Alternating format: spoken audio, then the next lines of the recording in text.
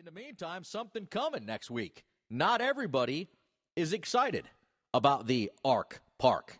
And I have had Ken Ham on before.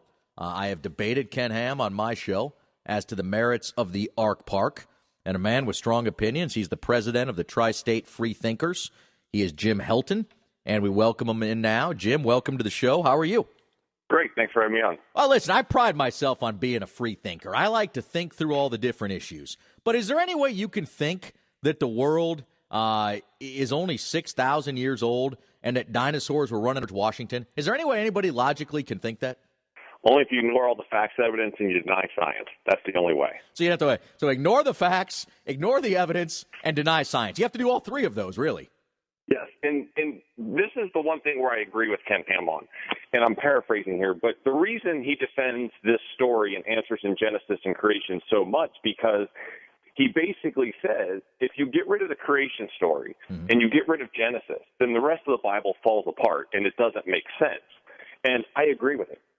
And that's why he defends it so adamantly that it must be true or none of the rest of it's necessary. Well, I mean, look, there's any number of scientists. You don't need Bill Nye the Science Guy in a live internet stream debate to tell you that the world has been around for more than 6,000 years. I mean, that's you could ask any scientific type out there, and not a one would deny that. No, and the scary thing is now, they're raising a bunch of scientifically illiterate kids, and that's a shame and dangerous. Well, it's dangerous. The shame of it all is we perform so poorly in science as it is. When you look at us in STEM classes, the kids that are coming up today versus the rest of the world, we're years, if not decades behind. I don't think we need to take any backward slides right now. And they're doing it with our tax dollars to make it even worse. Well, I mean, this is the issue of this. Look, some people will say that this is right, this is fair. At the end of the day, the state of Kentucky has given the ARC a tax rebate, and the only people that can work there are people that think exactly like they do, that will swear that they think exactly like they do, that will sign a document that say that. To me, that doesn't pass the smell test. Never did. Not at all. And to me, it's a big violation of separation of church and state. But let's look at it a different way. Because, most of the audience is fiscally conservative. So if you're a fiscal conservative, you should be pissed off about this also. Because why do we give state tax incentives to corporations? We give it to them to say, hey, build your thing here in Kentucky, not Texas, not Tennessee. Come here. And that's why we entice them with these tax incentives. Right. This thing was almost complete. They built it without the tax incentive. Right. It's almost done. He spent $93 million, and now we're like, oh, by the way, we got a new governor. We'll replace the transportation cabinet. We're going to give this to you. There was no reason to do this. So wait, there weren't a list of states clamoring for the Ark Park?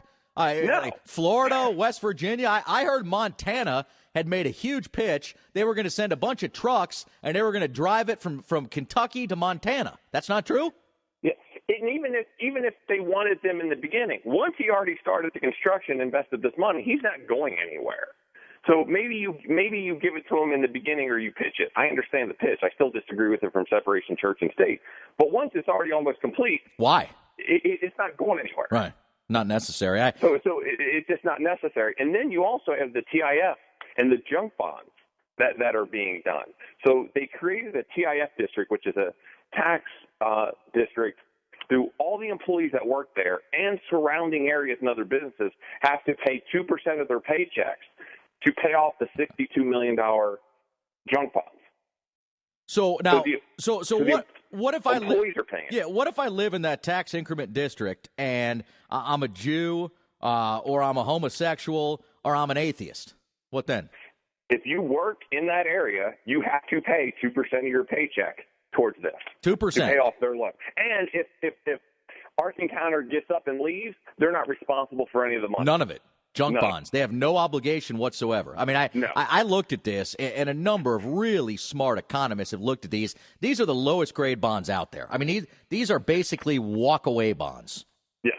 Is there a word for something worse than junk bonds? Not that I'm aware of. Because I'm told that if the Ark shuts down, the bonds aren't even worth the paper they're written on. No. Junk. Absolute junk. They sold a bill of goods to people. And their projections were 2 to 3 times higher in attendance than independent studies. And that's what they pitched. In addition to, the state of Kentucky approved $10 million to redo all the roadways there. And normally, to be honest, I wouldn't have a problem with that. But they're basing that on Ken Ham's projections, not the realistic number that's probably going to go through there. Well, let me tell you a problem that I see with this, Jim Helton, president of the Tri-State Freethinkers. I'm an amusement park enthusiast. I like to travel and go to different parks, all different types.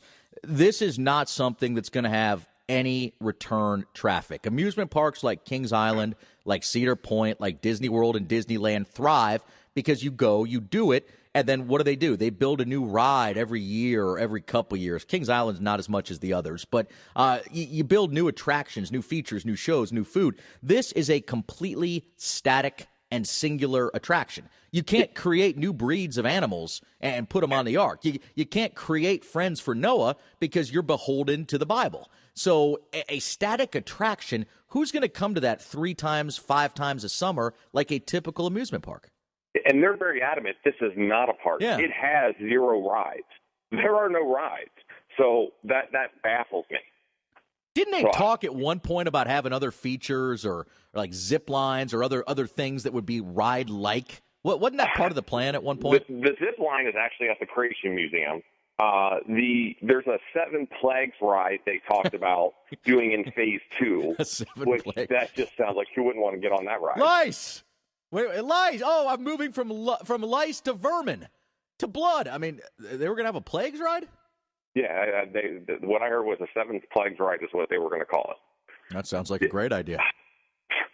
And this just isn't an atheist issue where we're atheists. A lot of people should be upset about this for their discrimination. I mean, they're making single people promise they won't have sex while they work there. And so we're scheduled a huge protest on their grand opening day at 10 a.m. in Williamstown to protest this. And we have national organizations from all over the country coming to this protest, and even people from other countries coming. So people that work there can't have sex? No. I'll bet you within the first couple of weeks someone tries to have sex on the ark. What do you think about that? That would be great. I'm pretty certain someone's going to try. Like Matt Steinman applied for a job there, and they told him thanks but no thanks. But I'm told that he may try to have sex on the ark on the very first day. That could be big. That could be big. So you're going to be – what is the first day? It's next week, right? Next week they open? Yeah, July 7th is their grand opening. We will be there. And then, like I said, American Atheists is going to be joining us. The Secular Coalition of America is going to be joining us. Freedom from Religion Foundation is going to be joining us. People from the LGBT community will be joining us. Transgenders, a friend of ours, will be joining us because these are the people they're discriminating against. And then afterwards, at the University of Cincinnati, we're throwing a huge rally for science and reason, where we have over a dozen speakers coming to that as well. I wonder, are there any statistics that show what percentage of the population believe in the creationist theory? It depends on how you word it. So if you word it where, like, it's about half. Really? So, but to their point, it's less if you want to say, meaning people, it really depends on how you word it, because people say, oh, evolution, but it's God-guided evolution, or they may believe in evolution. So it really depends on how you word that. But it's scary that we can explain how the Earth got here by pure science, no supernatural necessary, and only about half of America believes it. The rest of the world laughs at us. I mean, this Ark encounter is an international story, and it not only makes the state of Kentucky look ridiculous, it makes the U.S. look ridiculous that we're still having this debate. You know, a big issue, Jim, I don't know if people realize this, but there are other religious theme parks around the country. They have something called the Sight and Sound Theaters. There's one in Pennsylvania, and then they open another one in Branson. And, according to what I've seen, they've done fairly well. There's going to be that $400 million museum of the Bible that's going to be built in D.C. But all of these, the Sight and Sound Theaters, the Museum of the Bible, built with zero public support. The problem, as I see it, is the Ark Park and Answers in Genesis, they want it both ways. They want to be treated as a private religious entity when it comes to hiring and personnel, but then they want to be a public business when it comes to being a steward of tax dollars. And you can't have it both ways. It doesn't make any sense. Well, they're having it both ways, because basically what they did is they set up a corporation, Ark Encounter LLC, which is for profit, and they're getting all the state tax incentives.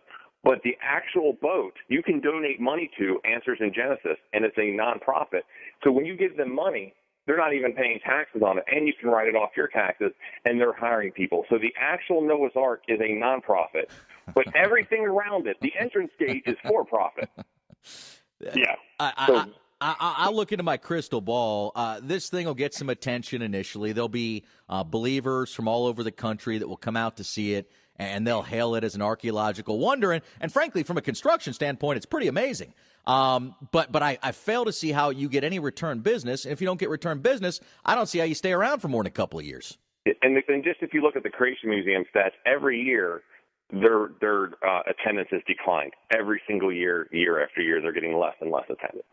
Interesting. So we see the same thing here. There'll be an initial push where people want to check it out, but beyond that, I don't see it being viable. All right, Jim Helton, we appreciate the time. We'll talk to you again soon. I appreciate having me on. All right, Jim Helton. I mean, look, at the end of the day, I have no problem with an ark being built. My issue is the public dollars being used. I mean, public dollars are going in, and I can't work there, right? I mean, if I lived in Kentucky, my tax dollars would be going in. But I'm Jewish. I couldn't work there. Matt Steinman smokes a lot of pot, so he couldn't work there. Right? A lot of people couldn't work there. You know, Scott Sloan was big into premarital sex with many partners. So if he were a younger Scott Sloan, he couldn't work there. But a lot of people are boxed out. You can build a religious institution, and I'm fine with that. I am not offended in the least by Noah's Ark. Now, theoretically, I understand the amusement park space fairly well, and I don't think this thing has a snowball's chance in Hades of surviving long term.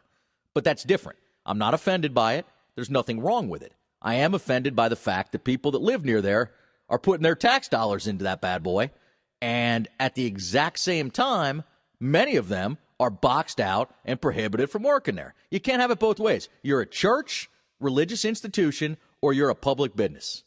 And they seem to have done a pretty amazing job of being both and reaping the rewards of both without any of the holdups of being on the other side.